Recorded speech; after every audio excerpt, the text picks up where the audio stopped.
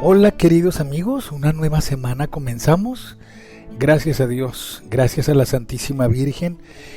Hoy es lunes 22 de septiembre. Estamos a los pies del Maestro y pido al Señor que esta semana sea de mucha bendición, de mucho discernimiento, de sabiduría para todos y de fortaleza para llevar luz, si es que en verdad queremos ser discípulos de nuestro Señor.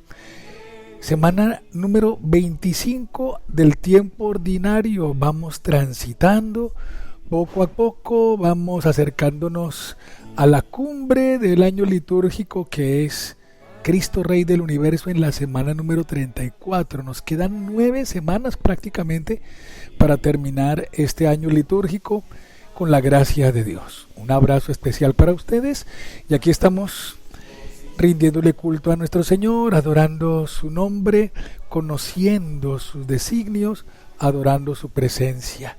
Aquí, en la palabra de Dios, para luego dar el salto a la divina Eucaristía.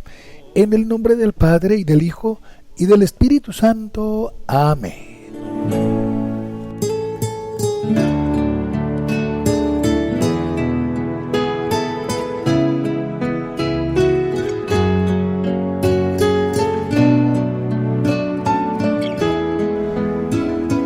¿Cómo no darle gracias a Dios por este domingo que nos ha permitido vivir, por la enseñanza que hemos recibido del Señor? Ojalá esta semana podamos ser mejores administradores de los dones que el Señor nos ha dado, administradores también de las cosas materiales, saber administrar los bienes, las riquezas, el dinero, las cosas materiales, el conocimiento y todo lo que hemos recibido de Dios para ponerlo al servicio de todos, especialmente de los pobres. Gracias, Señor, por esta nueva semana, por este nuevo día, y pedimos tu amparo y tu protección. Ave María Purísima, sin pecado concebida, María Santísima. Aquí, a tu disposición.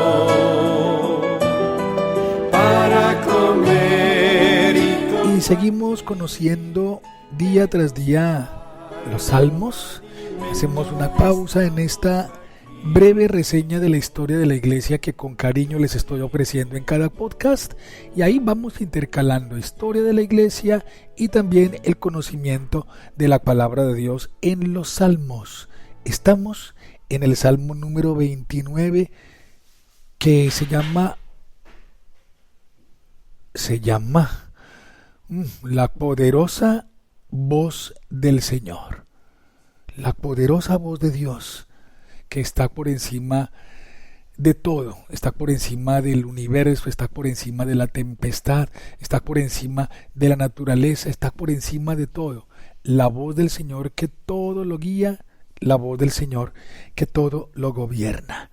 La voz del Señor, dice el Salmo 29, la voz del Señor descuaja los cedros del Líbano, hace brincar al monte Líbano, hace saltar al monte Sarión como a un hijo de búfalo.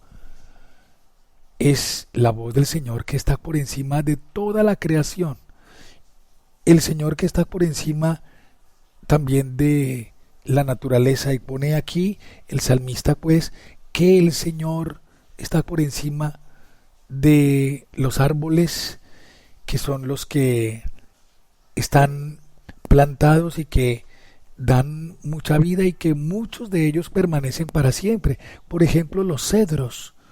Los cedros son árboles que duran muchos años, que dan vida, que dan sombra y que dan cobijo inclusive a las aves, pero la voz del Señor sostiene también la naturaleza. La voz del Señor está por encima de las aguas del mar. Recuerden ustedes que para el pueblo de Israel, para el judío, el agua es un signo y una criatura que da vida, que también destruye y que tiene una fuerza y un poder impresionante. Por eso cuando el Señor, les decía el viernes pasado, por eso cuando el Señor camina sobre las aguas, está demostrando su poder sobre no solamente la naturaleza, sino también desafiando las leyes de la física, desafiando las leyes de la naturaleza. Caminar sobre el agua es algo misterioso, es algo muy grande, es algo que nadie lo puede hacer, solamente nuestro Señor. Y por eso Él camina sobre el agua demostrando todo su poder y todo su señorío sobre la naturaleza. Y la voz de Dios retumba sobre la naturaleza, retumba sobre el agua, sobre todo lo que bulle, todo lo que se mueve. La voz del Señor es potente, la voz del Señor es poderosa.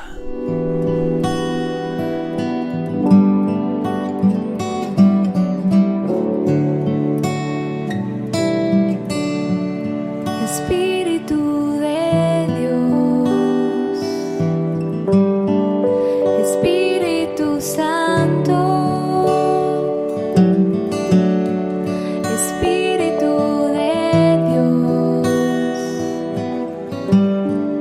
Espíritu Santo, mi alma tiene sed de ti, mi alma tiene sed, Espíritu de Dios, Espíritu Santo, Espíritu de Dios, Espíritu Santo, mi alma tiene sed de ti. Bien, aquí nos damos cuenta cómo en el Salmo 29 el salmista está asombrado por la bondad y por la misericordia de Dios que está por encima de todo. Su voz crea. Es que cuando el Señor habla, crea todas las cosas. Recuerden ustedes que la voz del Señor es la que pronuncia la existencia de las cosas. Cuando el Señor habla, y lo conocemos bien por el libro del Génesis, el Señor dijo, hágase la luz, y la luz se hizo. Y el Señor con el solo hecho de hablar está creando, está dando la existencia, está dando el ser a las cosas. Entonces, la voz del Señor tiene ese poder impresionante y la voz de Dios está contenida en su palabra divina que contemplamos y que meditamos a diario. Y dice el Salmo 29, en su templo se oye un grito unánime, gloria. En el templo, que es donde el Señor despliega todo su poder, en el templo, en la liturgia, en el tabernáculo, en donde está Él, allí presente en la Sagrada Comunión, en la Sagrada Eucaristía, el Señor habla en el templo, en el silencio del templo se escucha la voz elocuente de Dios nuestro Señor, la elocuencia de Dios, la voz del Señor que es tan poderosa en el silencio. Esas son las paradojas. En el silencio se escucha la voz de Dios, no en el bullicio y no en el descontrol y no en el desorden. Allí se escucha es el mundo, se escuchan el desorden, las pasiones y un montón de deseos. En cambio, en el silencio del templo se escucha ese grito unánime, gloria, gloria, la gloria de Dios. Por eso, importantísimo el templo. Muchos dicen, pero es que Dios está en todo lado. Sí, Dios está en todo lado, pero mucho cuidado, no tenemos que caer en el panteísmo de saber que todo es Dios. No, todo tiene la huella de Dios, no todo es Dios.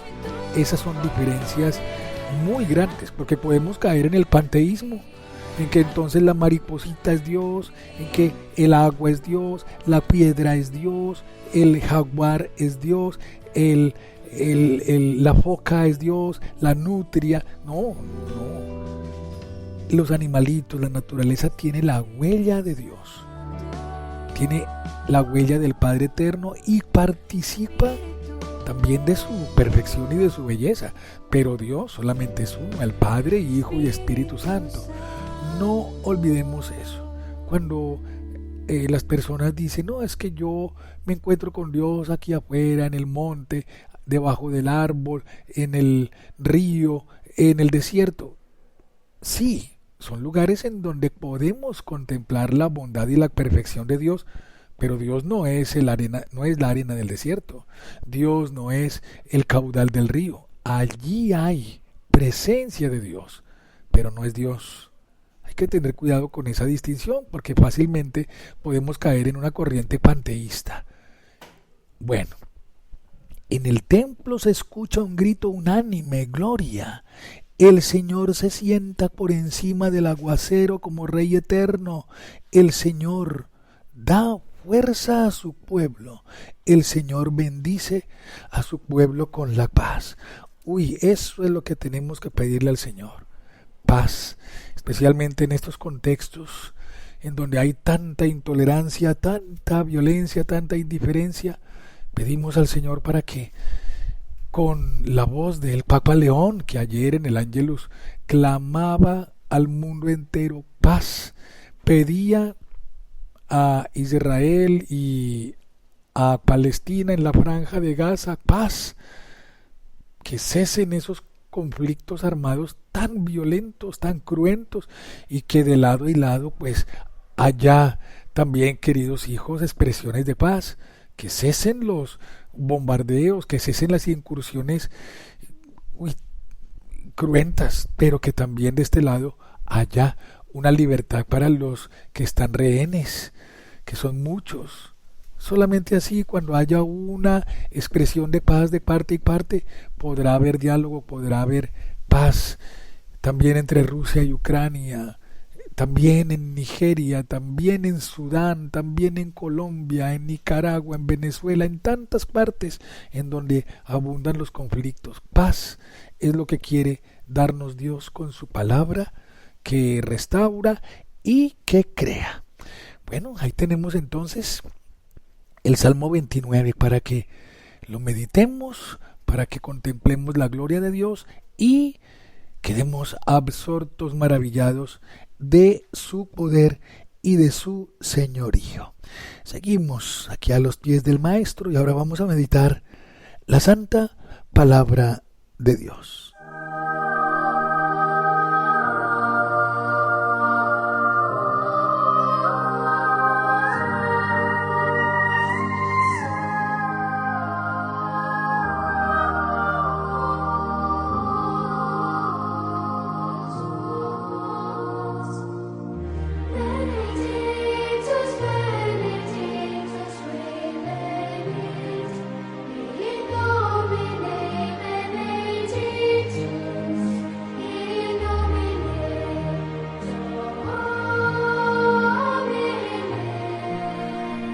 Bueno, y después de meditar el Salmo 29 con estas sencillas aplicaciones, con estas sencillas orientaciones para la meditación, ¿qué tal si ahora nos concentramos en el Evangelio de San Lucas en el capítulo 8? Recuerden ustedes, hemos comenzado en estos días, entre semana, de lunes a sábado, la meditación del Evangelio de San Lucas. Ya hemos meditado a Mateo y a Marcos, ahora estamos con San Lucas, y en estas prácticamente 9 semanas que nos quedan de el año litúrgico, entre semana, el invitado especial en la liturgia de la iglesia será Lucas con su Evangelio. Capítulo 8. En aquel tiempo dijo Jesús a la gente: nadie enciende un candil y lo tapa con una vasija o lo mete debajo de la cama. Lo pone en el candelero para que los que entran tengan luz. Nada hay oculto que no llegue a descubrirse, nada secreto que no llegue a saberse o a hacerse público. A ver si me escuchan bien. Al que tiene se le dará, al que no tiene se le quitará hasta lo que cree tener. Palabra del Señor. Gloria a ti, Señor Jesús.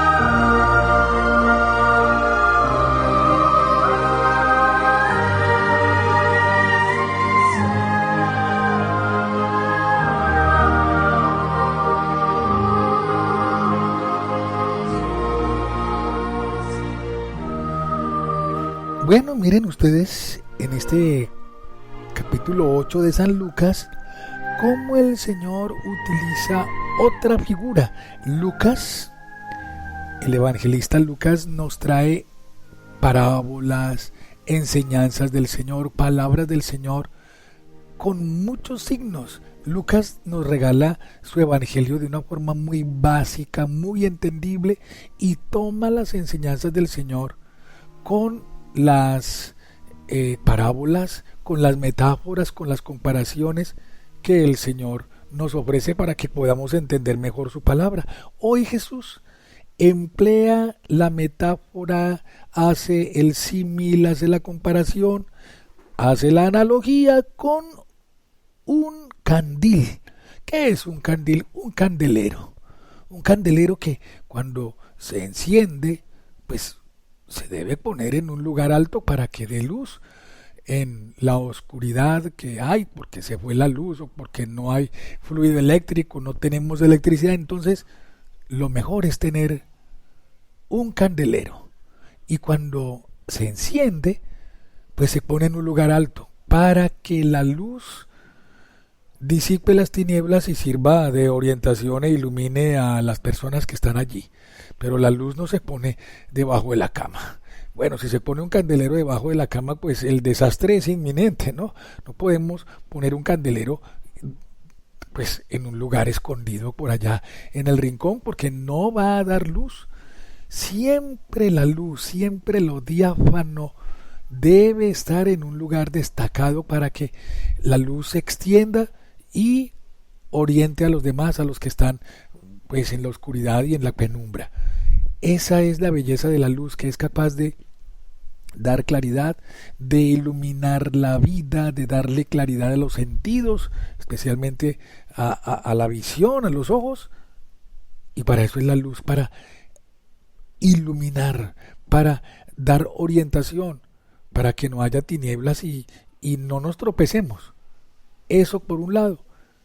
Y dice el Señor después: nada de lo que hay oculto quedará así en lo secreto. Nada secreto que no llegue a saberse o a hacerse público permanecerá. Es decir, cualquier cosa que hagamos va a ser revelada y va a ser conocida. Esto pues tampoco nos debe dar pena ni vergüenza, porque pues nuestro Señor no es el Dios que se deleita haciéndonos quedar mal delante de todos. No. ¿Qué sucede aquí? ¿Qué es lo que Dios quiere? Decirnos que aquello que se va a hacer público es el bien que hicimos, la luz que pudimos darle a los demás y que nadie sabía, el bien que hicimos, la caridad que profesamos, todo el amor que vivimos y ayudamos a los demás. Eso se va a hacer público. ¿Por qué? Por eso el Señor pone el ejemplo de la luz, porque tú has sido luz para muchas personas, aún sin proponértelo, aún sin darte cuenta, y eso se revelará, se hará público. Todo aquel bien que Dios nuestro Señor nos ha revelado se hará público y será para bien de todos. No creo que Dios entonces haga públicas todas nuestras miserias y todas nuestras faltas. No, Dios no es el Dios que se deleite haciéndonos quedar mal delante de todos, ¿no? Simplemente, pues, cada cual responderá por lo que ha hecho, pero lo que Dios sí quiere que se conozca es el bien, el amor, la rectitud que hemos tenido y hemos compartido con los demás. Entonces, queridos hijos, yo le pido al Señor que nos ilumine, que nos ayude siempre a estar en la práctica de la caridad y que siempre seamos luz para los demás, que no seamos tinieblas, que no seamos penumbras, que no seamos causa de error, sino que seamos luz, que otorguemos claridad a los demás. Eso es lo que le gusta a Dios nuestro Señor, y para eso estamos acá, para eso el Señor nos puso, no para hacer tinieblas, sino para hacer luz para los demás. Entonces, antes de terminar, yo te pregunto, ¿a quién le has ofrecido tu luz? ¿A quién le has dado la luz de tu palabra y de tu comportamiento? ¿O por el contrario, has sido un desastre para los demás? ¿Ha sido motivo de escándalo? ¿Ha sido motivo de maldad? No creo. No, tenemos que mejorar eso. Y Dios nos ha puesto para ser luz, para ser camino para los demás. Bueno, les deseo un lunes estupendo y que hoy, la tarea de hoy debe ser luz para las demás personas, especialmente para aquellos que están tristes, agobiados, deprimidos, cansados, confundidos. Acerquémonos a los demás con la luz de Dios para otorgarles la claridad en su vida y en su camino.